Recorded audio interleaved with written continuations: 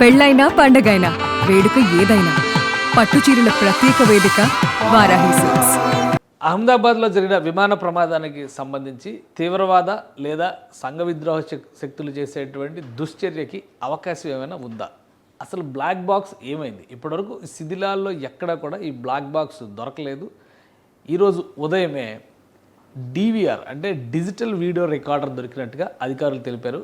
పైగా ఈ ఇన్వెస్టిగేషన్లో ఏటీఎస్ యాంటీ టెర్రరిజం స్క్వాడ్కి సంబంధించినటువంటి టీమ్స్ పనిచేస్తుండడం ఇప్పుడు ఆసక్తికరంగా మారింది. దీనికి సంబంధించినటువంటి కొన్ని వీడియోలు ఆ ప్రాంతంలో వచ్చాయి. వాటిని మీడియా వెంటనే గుర్తించింది. ఇది ఎయిర్లైన్స్కి సంబంధించినటువంటి బ్లాక్ బాక్స్ ఇంతవరకు అఫీషియల్గా రికవర్ అయినట్టుగా ఎక్కడ సమాచారం లేదు. కానీ బ్లాక్ బాక్స్ కాకపోయినా కానీ వీడిఆర్ అంటే డివిఆర్ అంటే డిజిటల్ వీడియో రికార్డర్ ఈ దీనిలోకి వెళ్ళేటువంటి ఫ్లైట్లో నుంచి బయటకు వచ్చేటువంటి సందర్భంలో కానీ అక్కడ లోపల ఉన్నటువంటి దృశ్యాలు జరుగుతున్నటువంటి సంఘటనలు వీటన్నింటినీ కూడా కంటిన్యూస్ రికార్డింగ్ ప్రాసెస్ ఉంటుంది.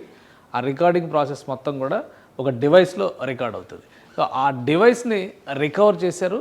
అది కూడా ఏటీఎస్కి సంబంధించినటువంటి టీం. సో గుజరాత్లో యాంటీ టెర్రరిజం స్క్వాడ్ అనేది చాలా కీలకమైనటువంటి విభాగం. అది గతంలో కూడా చాలా తీవ్రవాద చర్యలకి సంబంధించినటువంటి అంశాలను ఇన్వెస్టిగేట్ చేయడంలో కీలక పాత్ర పోషించారు వీళ్ళు. సో ఏటీఎస్ టీము ఈ డివైస్ని రికవర్ చేసింది. అక్కడ ఉన్నటువంటి మీడియా మొత్తం కూడా ప్రశ్నించడంతో అది ఎక్కడి నుంచి ఏ విభాగం నుంచి వచ్చారు, సెంట్రల్ గవర్నమెంటా లేదా డీజీసీఐకి సంబంధించిన వాళ్ళ ఇన్వెస్టిగేషన్ టీమా ఏంటని అడిగినప్పుడు ఏటీఎస్ అని చెప్పని సదరు అధికారి ఆన్సర్ చెప్పారు. సో ఏటీఎస్ బృందాలు కూడా దీన్ని ఇన్వెస్టిగేట్ చేయడం అనేటువంటి అంశాన్ని చూసిన తర్వాత సంఘ విద్రోహ శక్తుల కుట్రలు ఇందులో ఏమైనా దాగి ఉన్నాయా అనేటువంటి అనుమానాలు కూడా వస్తున్నాయి. ఎందుకంటే విమాన ప్రమాదం జరిగినటువంటి తీరు స్పష్టమైనటువంటి కారణాలు ఏవి తెలియరాకపోవడం ఇప్పటివరకు అన్ని స్పెక్యులేషన్సే నడుస్తున్నాయి. సో వీటన్నిటిని చూసిన తర్వాత దీని వెనుక కుట్రకోణం ఉందా అనేటువంటి యాంగిల్లో కూడా అటు గుజరాత్ ప్రభుత్వం ఇటు కేంద్ర ప్రభుత్వం కూడా ఇన్వెస్టిగేట్ చేసేటువంటి ప్రయత్నాలు చేస్తుంది. ముఖ్యంగా ప్రధానమంత్రి నరేంద్ర మోడీ ఈరోజు పర్యటించారు గుజరాత్లో. గుజరాత్ పర్యటన సందర్భంగా ఆయన ఎయిర్పోర్ట్లోనే అహ్మదాబాద్ ఎయిర్పోర్ట్ ఆల్రెడీ క్లోజర్లో ఉంది. ప్రస్తుతం అక్కడ యాక్టివిటీ ఏం లేదు. అహ్మదాబాద్ ఎయిర్పోర్ట్లోనే లోకల్ పోలీస్ అధికారులు, కీలకమైనటువంటి విచారణ సిబ్బంది, అలానే కేంద్ర విమానయాన శాఖకు సంబంధించినటువంటి మంత్రి దగ్గర నుంచి కీలక అధికారులు వాళ్ళందరితో కూడా ఒక సమాలోచన జరిపారు. అన్ని కోణాల్లో ఒకవేళ ఉగ్రవాద దుశ్చర్యలు ఉన్నాయా అనేటువంటి అనుమానాలు ఉన్నప్పుడు ఆ కోణాలను కూడా విస్మరించాల్సినటువంటి అవసరం లేదు. కాబట్టి అన్ని కోణాల్లో థరో ఇన్వెస్టిగేషన్ చేయాలనేటువంటి సూచన చేశారు. అటువైపు బ్రిటన్ నుంచి హై కమిషనర్ ఎంబసీ అధికారులు వచ్చి ఘటనా స్థలాన్ని పరిశీలించారు. అలానే అమెరికా నుంచి స్పెషల్ టీం వస్తుంది ఈ విమాన ప్రమాదాలపైన అధ్యయనం చేయడంలో ఎక్స్పర్టైజ్ ఉన్నటువంటి టీం. దీంతోపాటు బోయింగ్ విమానయాన సంస్థకు సంబంధించినటువంటి ప్రమాదాలకి సంబంధించిన అధ్యయనం చేసేటువంటి కీలక బృందం కూడా రాబోతుంది. సో వీళ్ళందరూ కలిసి ఒక కంబైన్డ్ ఇన్వెస్టిగేషన్ని కొనసాగించేటువంటి అవకాశం ఉంటుంది. ఎవరి యాంగిల్స్లో వాళ్ళు మొత్తం ఇష్యూని పర్స్యూ చేస్తారు. దీనికి కారణాలు ఏంటి, ఇంజన్లో లోపం వల్లనే ప్రమాదం జరిగిందా లేదా బయట శక్తులు దీన్ని ప్రభావితం చేశాయా అనే అంశం పైన ఫోకస్ పెడుతున్నారు. ఇప్పటివరకు బ్లాక్ బాక్స్ రికవర్ కాకపోవడం ఒక సస్పెన్స్తో కూడినటువంటి అంశం అయితే ఇప్పుడు దొరికినటువంటి ఈ డివిఆర్ డిజిటల్ వీడియో రికార్డర్ నుంచి ఎటువంటి కంటెంట్ ప్రొక్యూర్ అయ్యేటువంటి అవకాశం ఉంటుందనే దాని మీద అంతటా ఆసక్తి నెలకొని ఉంది. ముఖ్యంగా ఏటీఎస్ ఫోకస్ పెట్టడం పైన ఏటీఎస్కి సంబంధించి కొంత తీవ్రవాద నెట్వర్క్ని ట్రాక్ చేసినటువంటి సత్తా ఉంది.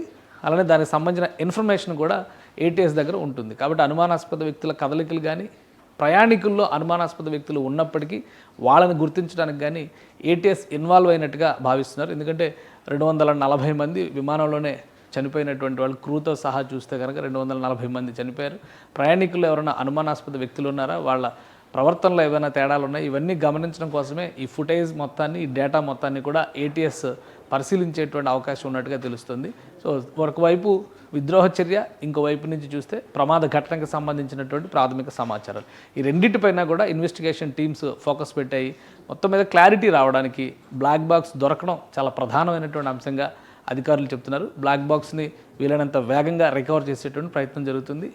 ప్రమాదం జరిగినటువంటి చోట దాదాపుగా బుగ్గి అయిపోయినటువంటి పరిస్థితులు. ఎందుకంటే 125,000 లీటర్ల ఇంధనం అక్కడ మరిగిపోయింది. దీంతో 1000 డిగ్రీల ఉష్ణోగ్రత జనరేట్ అయినట్టుగా చెప్తున్నారు. సుమారుగా 1000 డిగ్రీల ఉష్ణోగ్రత ఆ పరిసర ప్రాంతాల్లో టెంపరేచర్స్ పెరగడం, పశుపక్షాదులు కూడా అక్కడి నుంచి ఆ సెగ నుంచి తప్పించుకోలేనటువంటి స్థితి ఏర్పడిందని చెప్పని విశ్లేషిస్తున్నారు. కాబట్టి బ్లాక్ బాక్స్కి అంత ఈజీగా బ్లాక్ బాక్స్ డ్యామేజ్ అవడం అనేది అంత ఈజీగా అయ్యే పని కాదు.